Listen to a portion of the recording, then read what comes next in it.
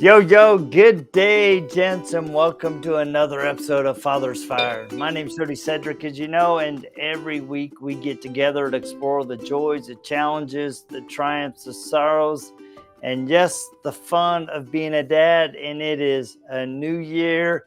There are new things ahead of us. My wife's already planning trips for her and I and our kids, and it's our 35th anniversary in February.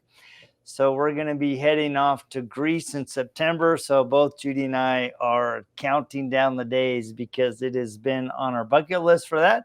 Plus, we're celebrating 35. Whoop, whoop. So anyway, it's been a minute since I've had a guest. And today I've invited a gentleman who I've been chasing for a long time to get on the podcast. And finally, he's carved out a little window so I can pin him down. So please welcome Ryan Griggs. How are you, Ryan? Good. It's a pleasure to be here. Yeah. So Ryan and I met a year ago at a really cool event sponsored by Glenn and Tracy Urfer. We got to be part of the Falcon One detailing team, which is one of the presidential planes.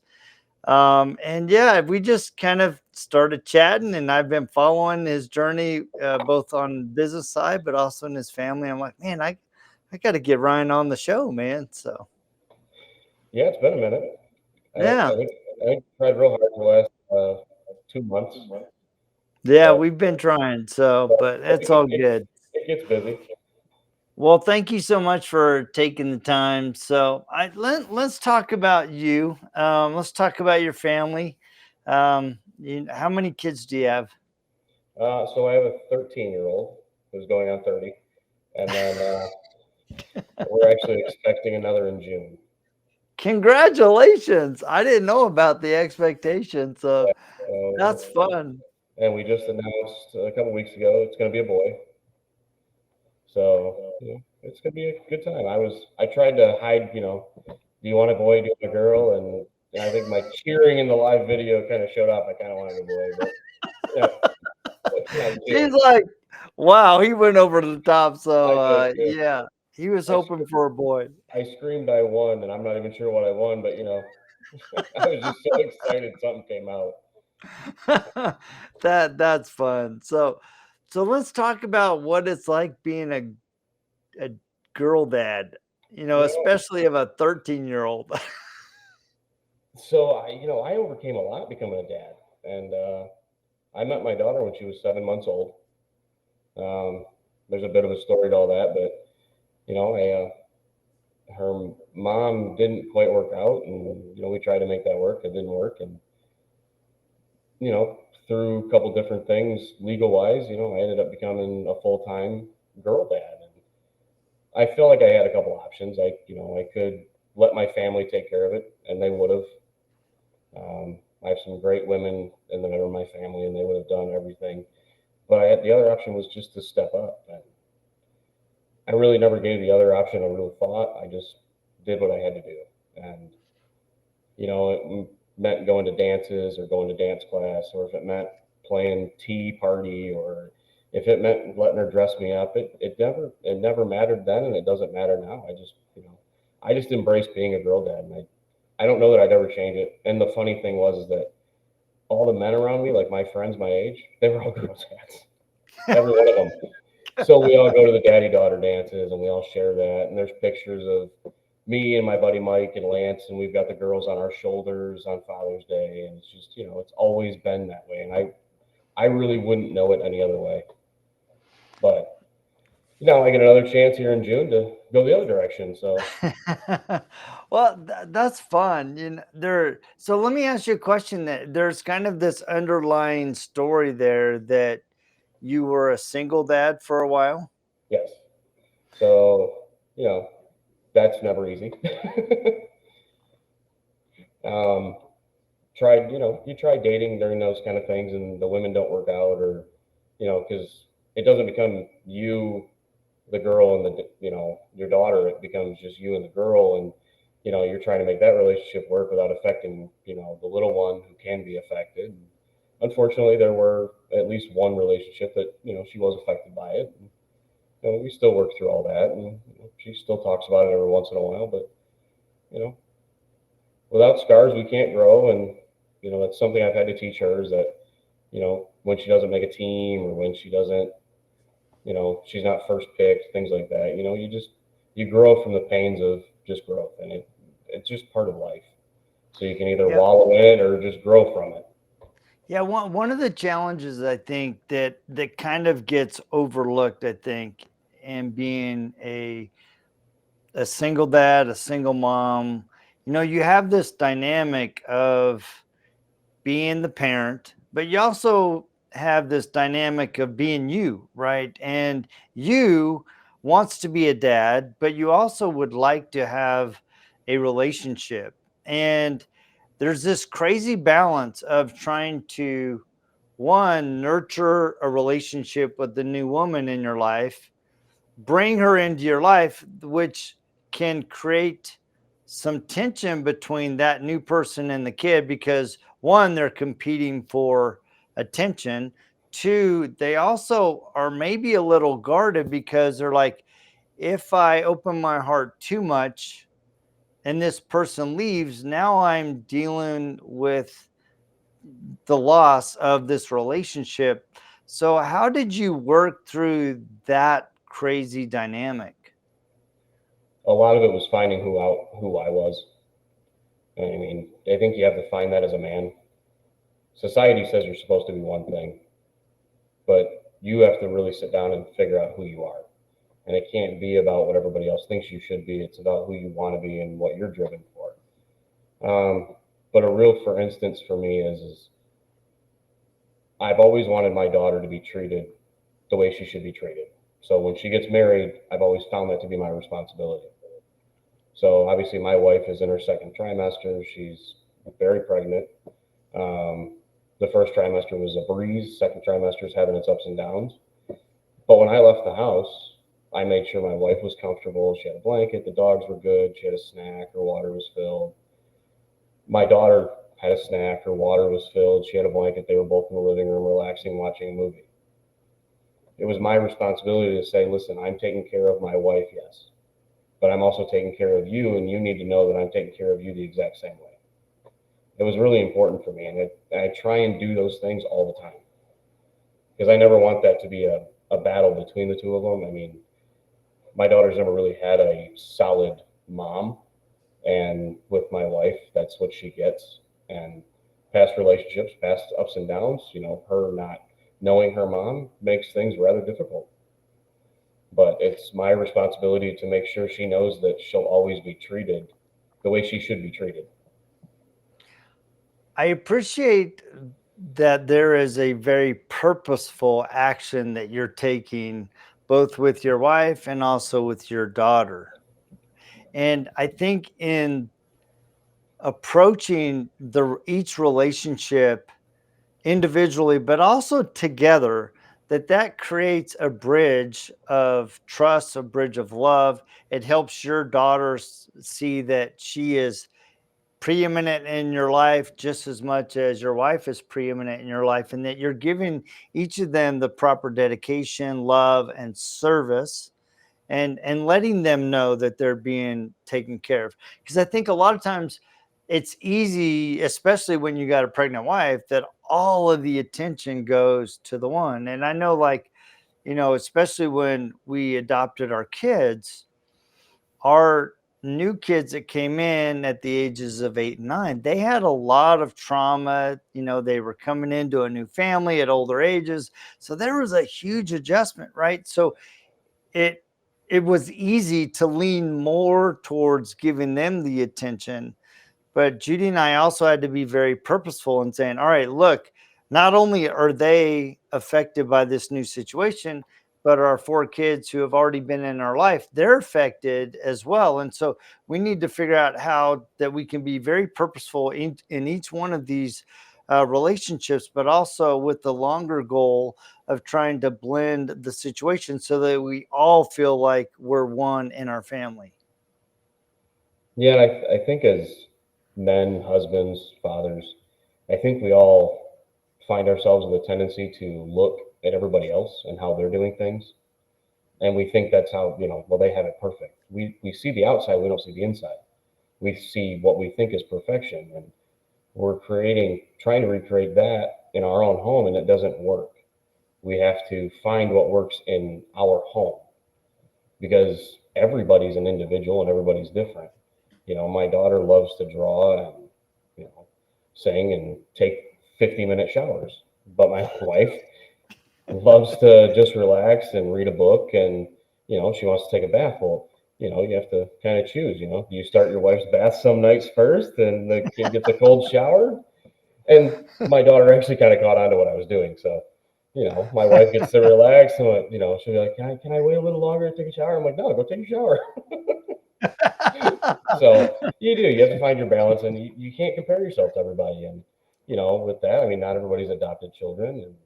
And, you've obviously got six people running around, and that's as much as Yeah. I want to say I envy that, I don't. So, Well, it's at times it has been a circus. So, and circuses can be fun, but grease is yeah, they obviously can. well warranted. But there's a lot that goes on in the background that you never see, right? And I think Right. that's your point, right? I think a lot of times we look outward and we see this family over there, and everything seems to be perfect and proper in the relationship. And you're looking in your family and all you're seeing is chaos. You're Yeah. like, dude, how are we ever going to find unity and love in this madhouse? And it's easy to be, on the outside looking in instead of looking inside and going, all right, how do we create what we need in our family and stop comparing ourselves to them? Because what's been surprising to me, because sometimes you're looking outwards and then all of a sudden you hear, oh, they're getting a divorce, and you're like, wait, I thought you guys were good, right? You just don't know what's going on in the background. So that's part of why I like having these discussions, because I think a lot of times we look at the ideal of family and what we would like it to be, but we fail to recognize that our family is unique. We have unique personalities, we have unique situations. Sometimes we're a blending family, sometimes families are falling apart, sometimes they're consistent, but there's other issues, that underlying issues that you don't see. And just recognizing that, being able to have a conversation that says, all right, you know, things aren't always ideal. So, what can I take out of your experience and adapt it to help me move forward with my family? Yeah, I think you can find adaptations. I just think you can't expect to be, you know, everybody's not the Brady Bunch. It just doesn't work. It just doesn't. We all have our faults. We all have our shortcomings, and you know, my wife has hers. And as much as I'd love to tell her she's perfect, she knows she has her shortcomings. But I think that's part of it. I think owning that is too. Yeah. Otherwise you become a little narcissistic, and you think, yes, I am perfect, but yeah, Yeah. There's no illusions on this side. yeah, So let me ask you a question, because I think one of the things that his challenge as a dad is making sure that we're balancing being very purposeful and attentive to our wife and also to our children, but also being purposeful for ourselves.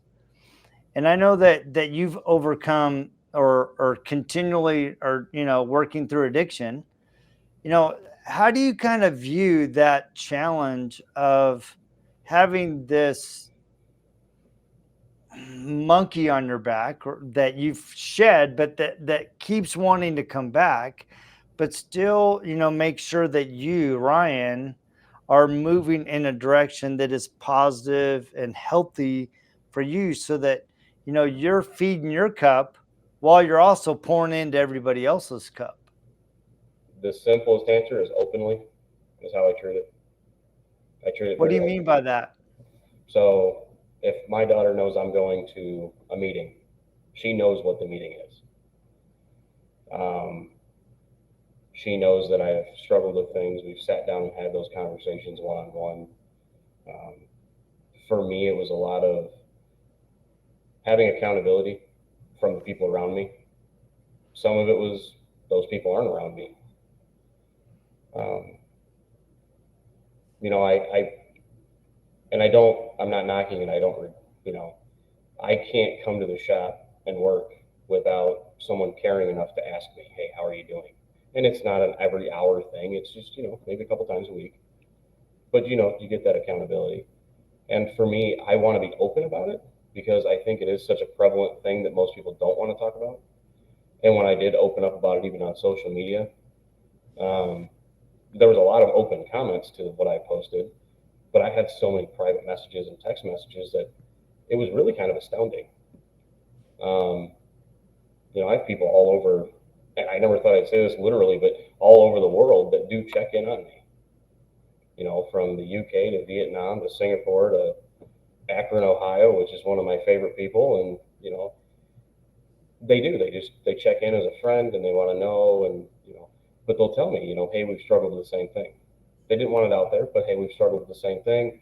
Or like my buddy in Akron, you know he doesn't just hold me accountable. He holds me like a brother. He's like, if I catch you doing this, like, and your wife's not around, I'm gonna call her. Like, Yeah. But I think for my daughter, for me, I know growing up at about 14 is when I started drinking, and she's right on the cusp of that. So if I'm not open with her and say, hey, listen, this is what I went through, this is the problems I struggled with, and that's why we talk about everything. I don't want her to shut down. I don't want her to bury things. And, my parents went through their divorce right around that time. You can blame it on a lot of things, but I still made choices. So for me, I handle it very openly. Um, but that's not for everybody. I know some people do it and they struggle silently. Me, I'd rather shout it from the rooftops and be held accountable because if I'm not held accountable for me, I know that I'll go backwards. And it's not one or two steps. I'm literally going to go all the way back. Yeah, I think it's a challenging thing, right? Because on one hand, you want to be open, especially open with yourself, and you want to be open with your family, right? With that close circle. And I know a lot of people who have had addictions, they struggle with being open in part because they're ashamed, they're embarrassed, they're kind of kicking themselves down for falling to this level. And they get to a certain point and then they stumble again, and they have to start over. And so what would you encourage, or what would you say to somebody that's like that, they need to, how do they become authentic with themselves? How do they become open with themselves to a level that they can move forward without having to scream it from the rooftops? Because there's got to be a balance, because you and I are very open to share, right? I share my experience with being a dad and challenges of adoption and all that stuff, because I want people to know that, hey, being a dad's hard. It's harder than you think it is. And yeah, maybe it looks good on the outside, but dude, there's a lot of things that we've had to work through as a family. So what words of encouragement or advice would you give to men who are struggling in the shadows, that are trying to figure out what the balance is? But we all do it. We all struggle. The depression's real. It's not fake. You're not anxious because you just want to be anxious. You're not failing. You're human. And and I think that's what it boils down to in a lot of ways. We're all human. We're all going to fail. And men are held to a certain standard, I think. And I think single moms are held to a certain standard. I think we all hold each other to these certain pedestals of what we're supposed to be. And when we fail to be at those levels that we think we're supposed to be at, or what we're taught to be at, or what the TV show says we're supposed to be at, I mean, you know, just know that you're not alone. And I think that's kind of the biggest thing. Um, I would say a meeting always helps because I'll tell you, when you're really open and willing to hear what people have to say in these meetings, or a men's group at a church, or just surrounding yourself with the right people. Um, some people are only here for a season, and unfortunately, that means sometimes friends. While you still love them, maybe they're not growing where you're growing. So, and I think just knowing you're not alone is a big one. And I think not holding yourself to society standards, but just holding yourself to what you've set in place. I think that's what matters too. Setting yourself small goals and achieving them gets you steps further to achieving the big ones. Yeah, I think one of the big challenges we all face, as you've pointed out, is that it really narrows down to our expectations, right? The expectations of others put on us, the expectations that we've put on ourselves, and when those expectations aren't met, we can sit there in judgment and going, "Oh man, you shouldn't have done that," right? And Right. we can do and look at ourselves and go, "Wow, you are such a dummy," right? And instead of going, "All right, you know what? I'm just a human, and I'm a son of God. I'm a daughter of God. I'm trying to work through this crazy thing we call life, and we need to give ourselves a little bit of grace." And what I found is that it really comes down to a matter of the heart. When you start thinking and leading with your heart out of a place of love, all of a sudden the changes that you would like to see in your life start to fall in place because you're motivated by love and purpose, not by being seen or measuring up to a certain bar. And as soon as we change to focusing on matters of the heart, all of a sudden our world starts to change and it becomes more beautiful. Yeah, to touch on that, I mean, for me, I know me personally, um, I'm real good at holding a grudge. I'm real good at it for whatever reason. And it's probably just to guard myself, and it's just a defense mechanism. But what I found though, when I go to myself and it's just me, and I find forgiveness in my heart, like I said, not everybody's supposed to be here, but you're supposed to love them. You know, they don't have to be in your life every day, and but you should be nice when you see them. But if you don't let that hate live there, you find things get a little easier.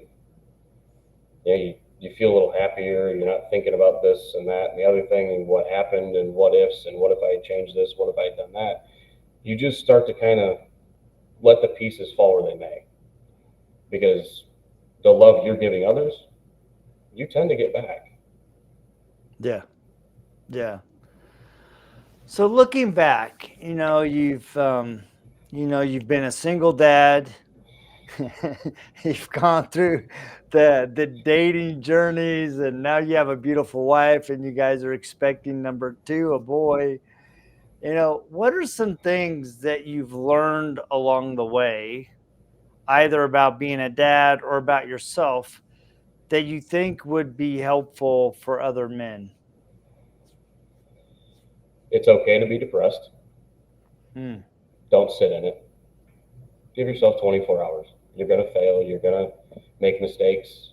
Your daughter's going to say she hates you at some point or doesn't like you, or you're going to feel that, or whatever the case might be. Don't wallow in it. You're not a bad person. You just it's part of it. Um, I would say surround yourself with strong men, or at least men that are on the same journey. mm, Because if the people around you aren't growing with you, then they are holding you back, and that's a tough thing. That's a tough pill to swallow sometimes. Um, and I would say honesty. Honestly, it's being honest with yourself, your spouse, your kids, like I am with my daughter about my struggles with alcohol. Um, Being honest with everybody. I mean, it's just you know, don't embellish. Don't. And I caught myself today. Someone had posted, what's your thoughts for the week? And I have a lot of great opportunities coming up this year. You know about some of them, and it's real easy to go onto social media and brag and brag and brag and gloat about it and throw it in everybody's face that maybe he's not doing that, or maybe they are struggling. But I have to remember, after I left Falcon One, it's the greatest opportunity I've ever had. And Tracy and Glenn are two of the most genuine people I know, and they're really good craftsmen of what they do. But I came home and I thought I was closing my business. I thought I was done. I had a 10-hour drive home of depression.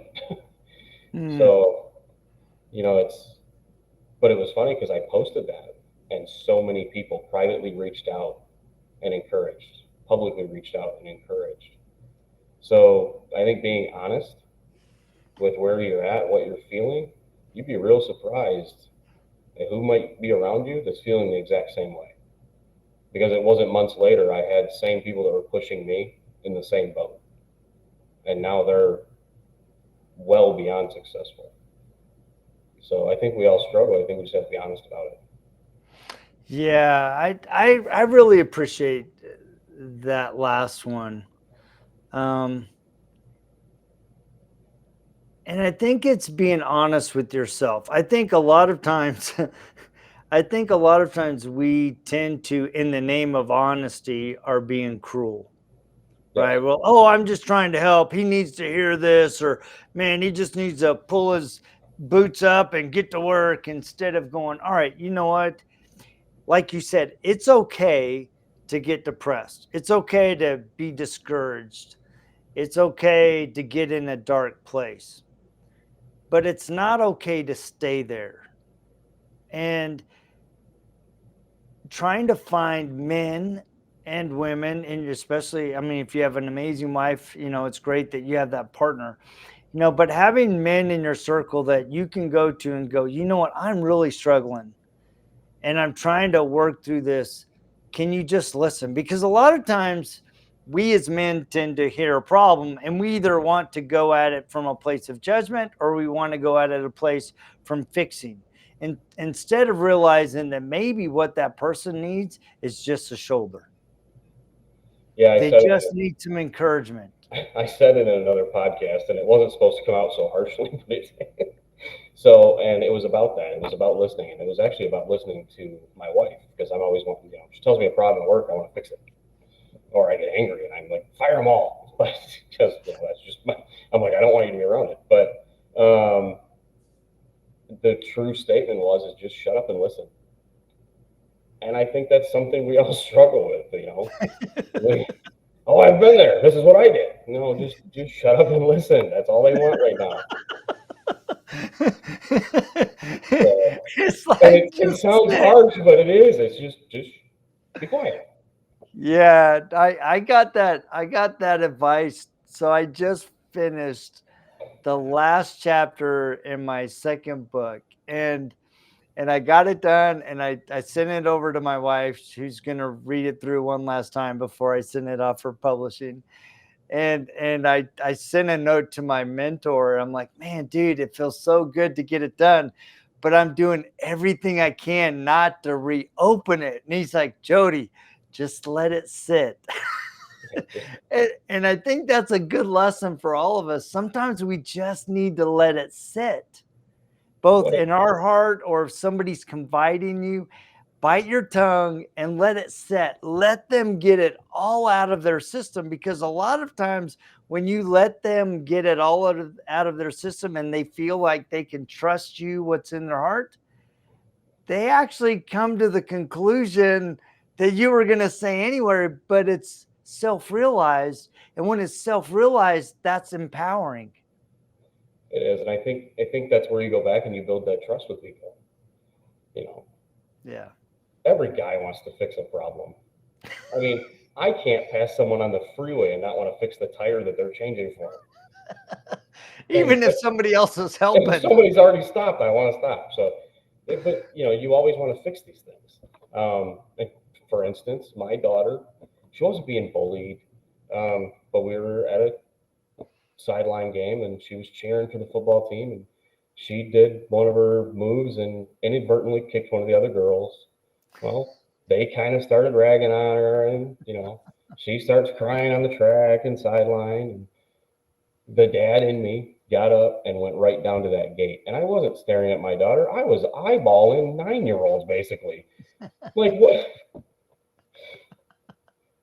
And it was at the end of the game, she was fine and she gave me a hug. And it was after that moment I'm like, sometimes you just gotta let her get through it. Because she was gonna get through it. But it was watching her in pain. I got up off those bleachers for me. I didn't get up for her necessarily, not fully. And I think that's what we have to look at. because when I was standing at that fence line, um, and wanting to make sure she knew I was there, she never thought I wasn't there.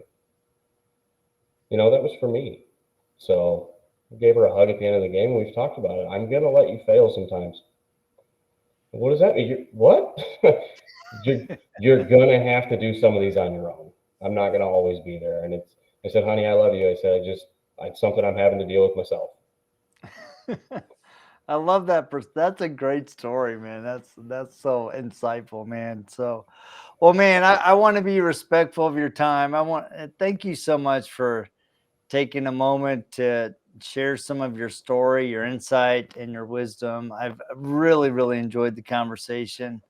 And I appreciate your openness and your willingness to share because, like you said, there's somebody out there that your message is going to resonate. Something that we've said is going to help them, hopefully, or at least point them in a direction where they can start the healing process or make a connection with their family. So thank you so much, man. Hey, being a dad is a lot of fun, but it's a lot of work. It is a lot of fun and it's a lot of work. So anyway, it was man, my thank pleasure, you so Jody, and much. thank you for having me on. Yeah, thank you so much, guys. If you don't know Ryan, go check him out on Facebook. He owns a great detailing shop called Blue Line Detailing. He's a great family man. Go connect with him, and a lot of times he's sharing some of his insights. So go check him out. And guys, thank you so much for tapping in. I can't believe it's 2024. Please remember to go out and like, share, and subscribe. And I'll let you know when my second book is ready. I may change the title, but I'll just tell you it's about faith. And Just leave it be. just leave it be. I know. So I probably will just leave it be, but it's kind of I want to make sure because I really my intent of this second book is to talk about how I think we oversimplify faith and not realize that faith is hard and it requires us to dig deep. And sometimes when we just say, just have faith, it doesn't resonate or give hope. So I'm trying to talk about it very candidly and directly. So I'll let you guys know when that's available. In the meantime, if you want to check out my other book, Learn to Dance with the Currents of Life, When You Feel Like You're Drowning, that's on Amazon and Barnes & Noble. And we will check you same time, same bat channel just next week. See ya.